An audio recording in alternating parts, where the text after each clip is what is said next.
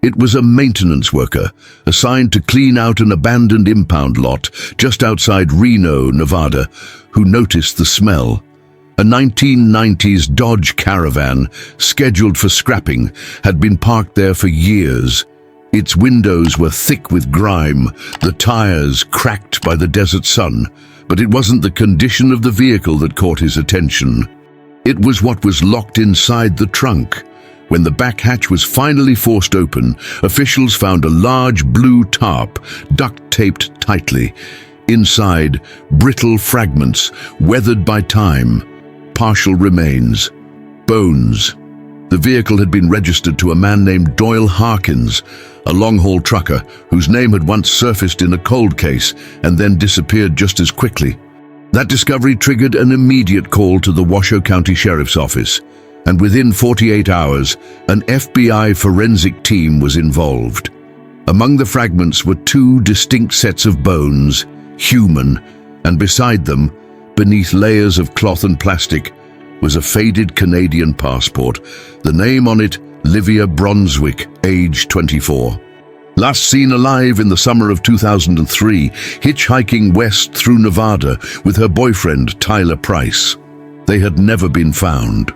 Livia was from Nanaimo, British Columbia, a quiet harbour town on Vancouver Island.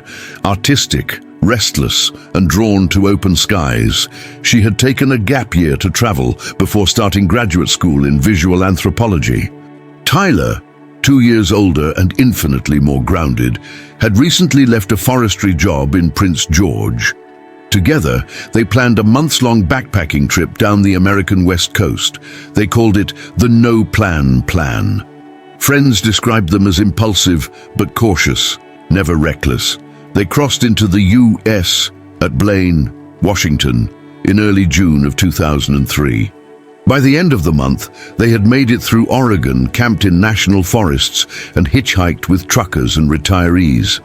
Postcards sent to Livia's younger sister described their days as windy, dusty, and beautiful. On July 14th, Livia emailed home from a library in Ely, Nevada.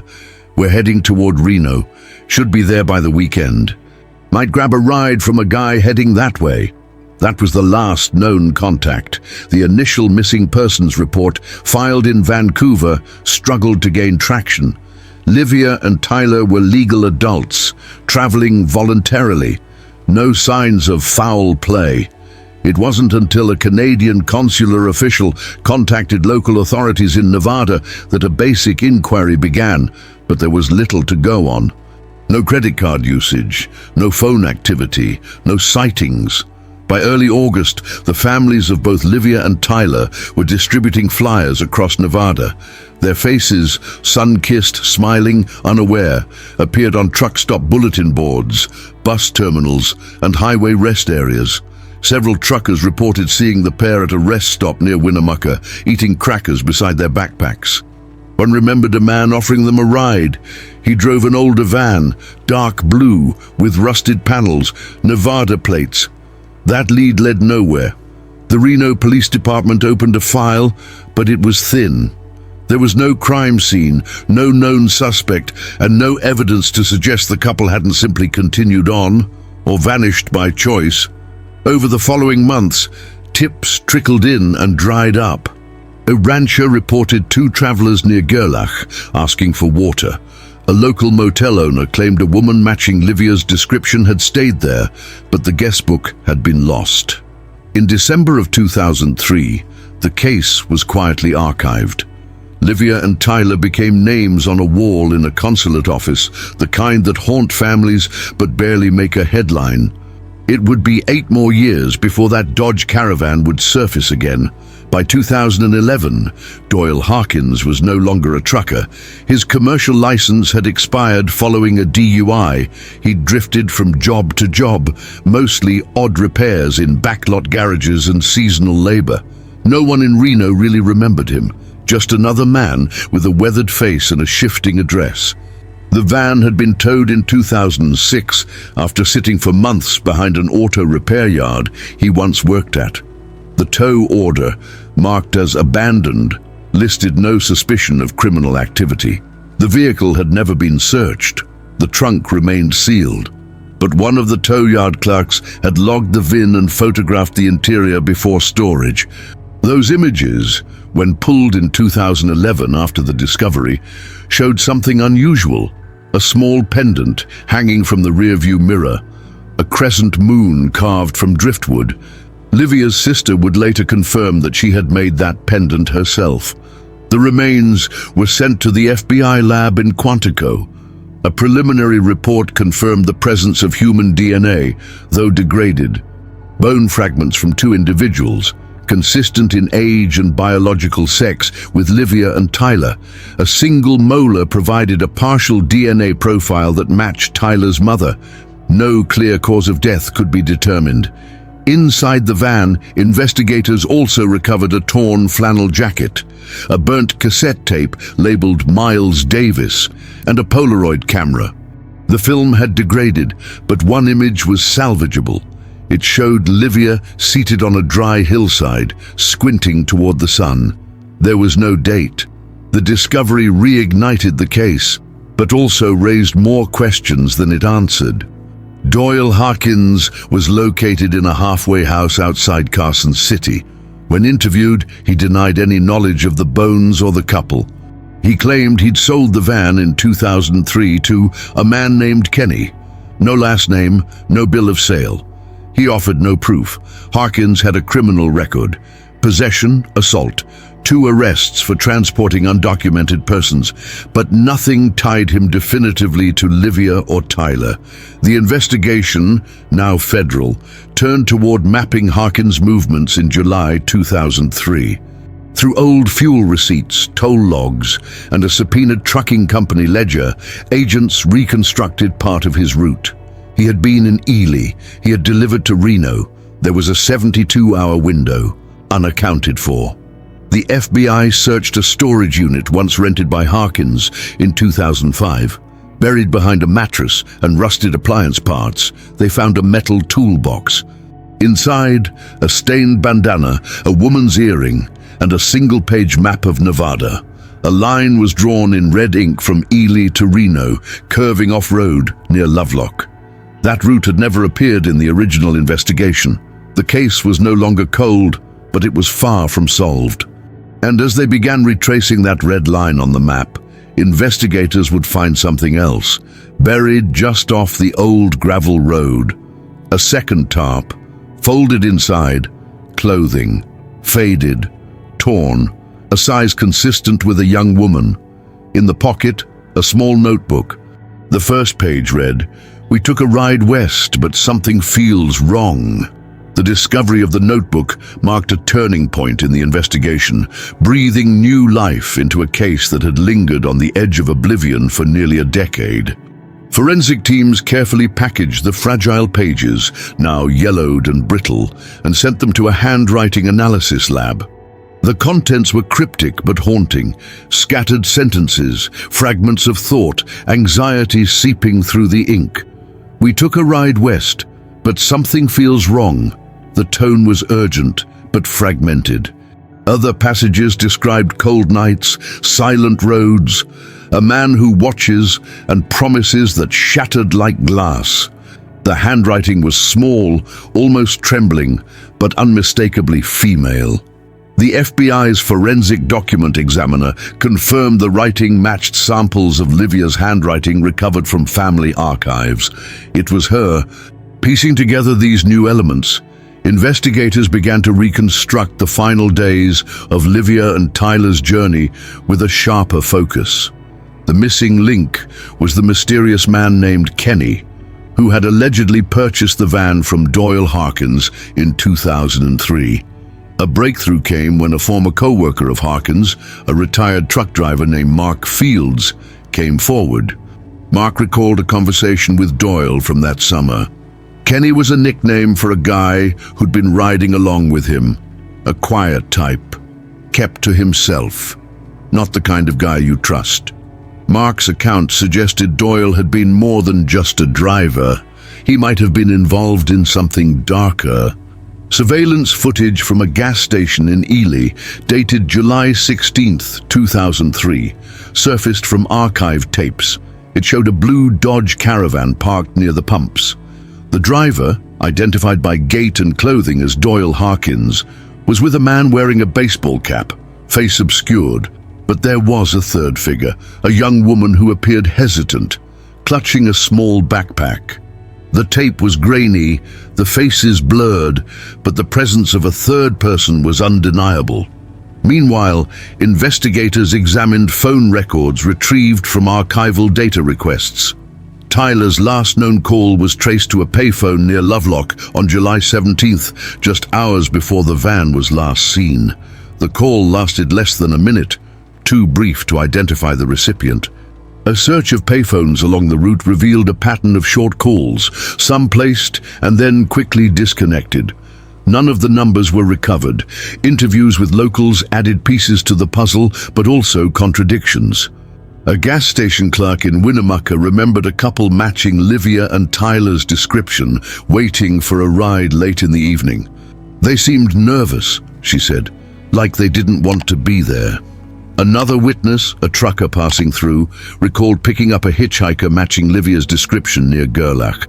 But none could confirm the identity of the man they rode with. The investigation then turned to Doyle Harkins' background. Born in 1967 in rural Nevada, Doyle had a history marked by transient jobs and brushes with the law.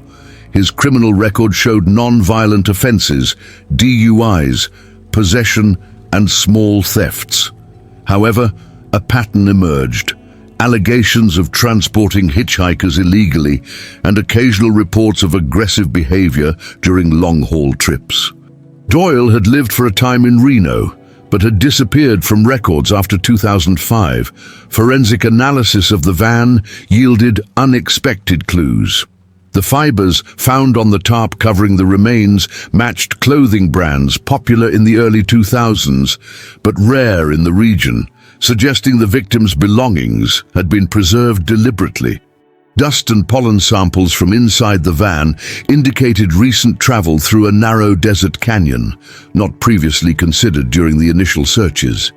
Despite mounting evidence, Doyle Harkins continued to deny any involvement.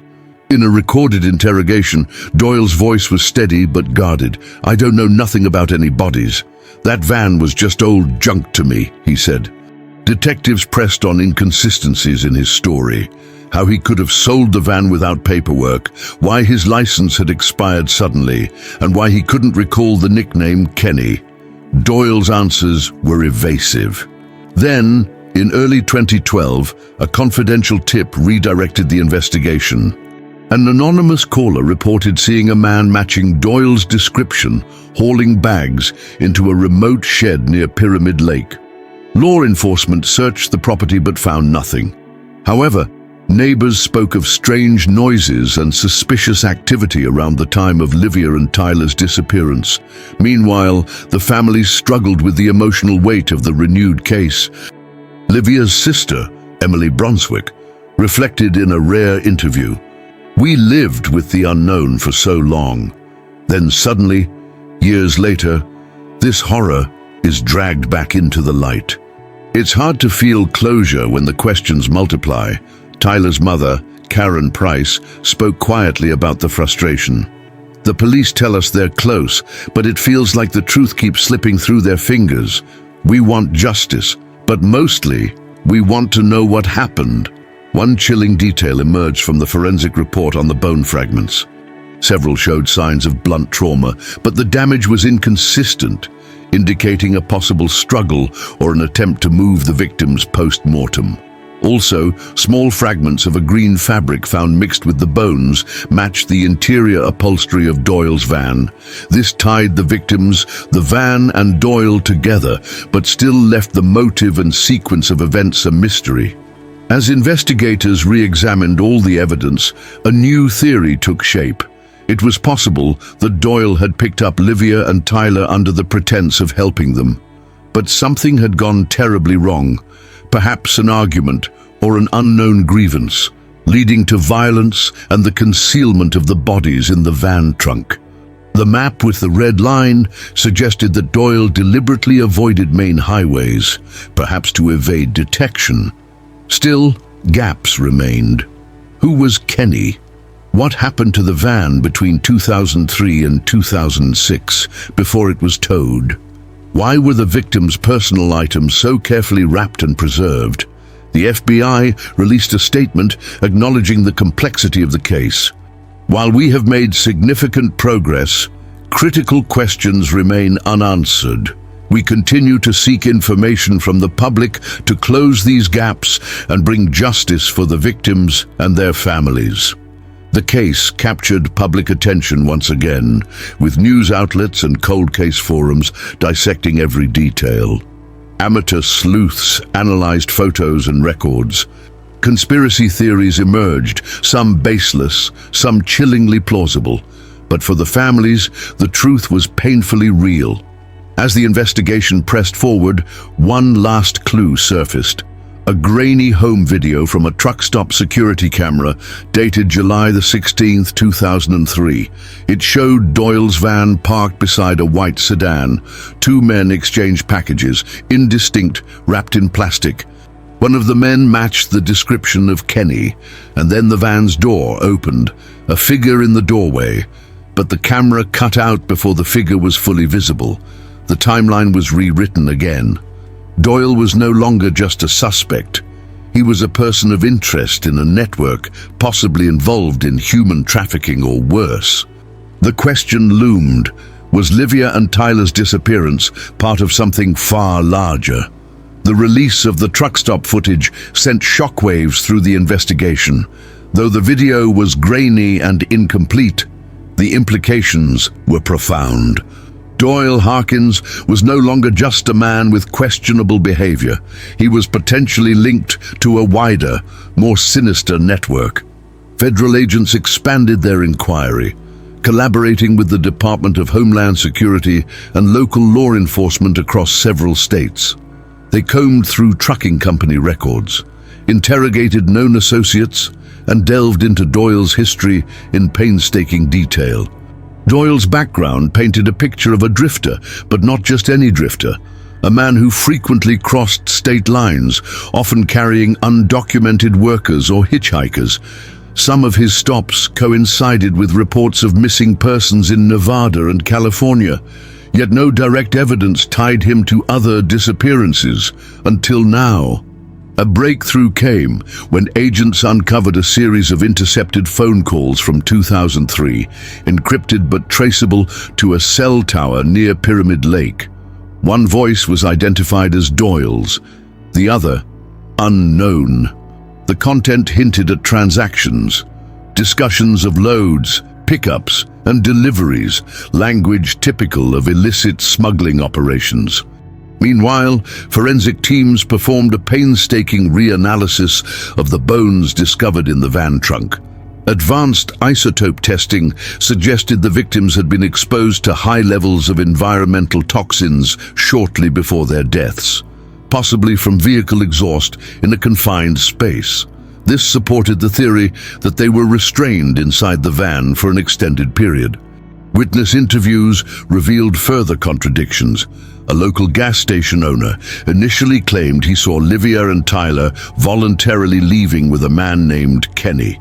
Later, he recanted, saying the man had appeared threatening. Others remembered Doyle being tense and impatient during his stops. A motel clerk near Reno mentioned a dark blue van that never officially checked in, with fresh tire marks suggesting hurried departures. The ambiguity extended into Doyle's own statements. Under intense interrogation, Doyle admitted to picking up hitchhikers occasionally, but denied any involvement in harm.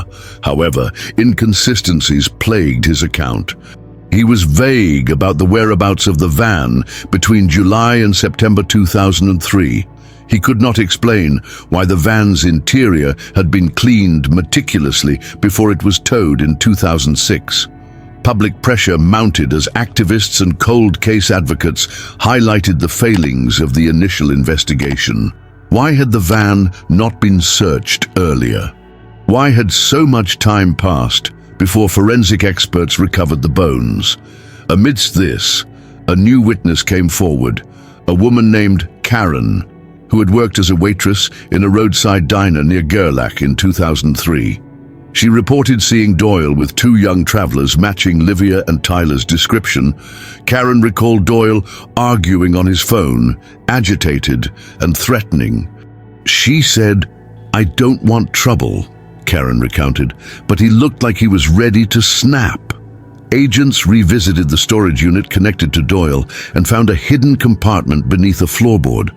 Inside was a weathered box containing old newspaper clippings about disappearances along Interstate 80, including Livia and Tyler's case. Scrawled across the edges were hastily drawn maps and cryptic notes referencing safe houses and routes. Most chillingly, DNA recovered from a glove in the compartment partially matched Doyle's, but also included an unknown female profile. Detectives speculated that Doyle was more than just a lone perpetrator, possibly a courier or small cog in a trafficking ring. But the identity of the unknown female and the full scope of the operation remained elusive. The families of Livia and Tyler received updates, but were left with more questions than answers. Emily Brunswick reflected on the toll the case had taken. Every piece of evidence uncovered feels like reopening wounds. Yet without these steps, there's no chance at truth or peace. Karen Price voiced frustration. "We want the whole story, not half-truths, but the system seems to grind slowly, and time is not our friend." As the investigation reached a critical phase, a new discovery reignited hope: an unmarked van hidden in a junkyard near Fallon, Nevada. Inside were personal items belonging to Livia and Tyler: a bracelet, a notebook, and a camera roll. The photos recovered from the camera were haunting. Images of desert landscapes, abandoned buildings, and shadowy figures. One photo showed a man standing beside the van, face obscured, but wearing the same dark baseball cap as Kenny. Forensic analysis revealed partial fingerprints on the camera, potentially linking Kenny to the items. But despite the evidence, no arrest had been made. The investigation faced setbacks. Key witnesses became uncooperative, some evidence went missing, and internal miscommunications slowed progress. Rumors of corruption and intimidation circulated quietly, complicating the pursuit of justice. The FBI formed a dedicated task force focused on cold cases involving hitchhikers and long-haul drivers. Their mandate: to expose trafficking rings, exploiting the vast, isolated highways of the American West. But as the task force dug deeper, they uncovered systemic challenges, limited resources, jurisdictional conflicts, and the inherent difficulty in tracing transient suspects. The story of Livia and Tyler was no longer just about two missing tourists. It had become a window into a shadow world operating in plain sight, a world where vulnerable travelers could vanish without trace, swallowed by indifference and time. The families vowed to continue their fight. With every new lead, every recovered item, and every forensic breakthrough, they edged closer to answers. But the silence of the desert, the empty roads, and the cold van still held secrets that refused to surface. The case that had haunted families and investigators for nearly a decade now stood on the precipice of resolution, yet the final pieces remained maddeningly elusive.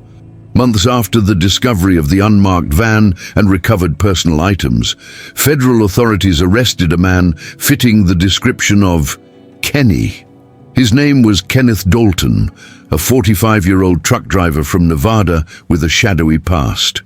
Dalton's criminal history included arrests for minor drug offenses and a string of license suspensions, but nothing violent. Until now. During his initial interrogation, Kenneth denied any involvement in the disappearances, claiming he barely knew Doyle Harkins. He admitted to driving trucks for hire, occasionally carrying hitchhikers, but denied any wrongdoing. His alibis for July 2003 were inconsistent, and he refused to answer direct questions about the van or the victims. Investigators faced a wall of silence. Dalton's lawyer advised him to exercise his right to remain silent.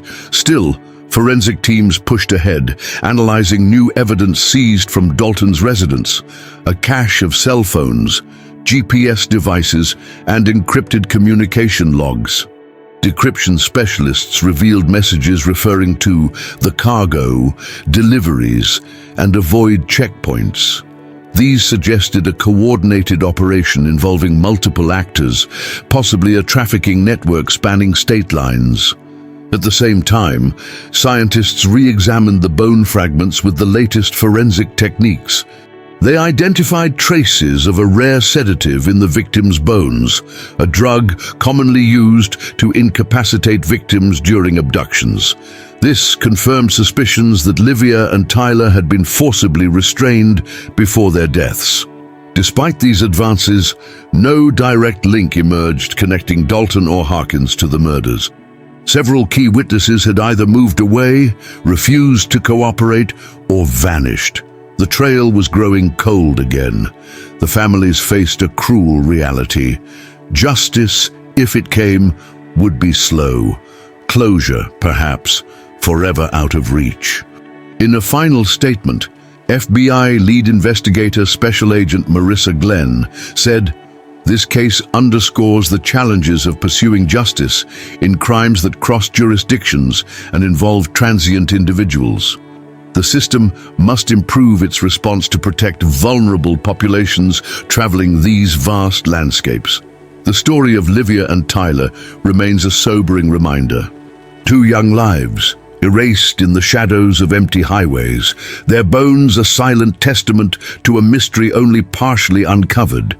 Their disappearance left a void, a cautionary tale of risk and vulnerability on the open road. The families hold on to memory, to hope, and to the faint possibility that someday the full truth will emerge from the desert dust.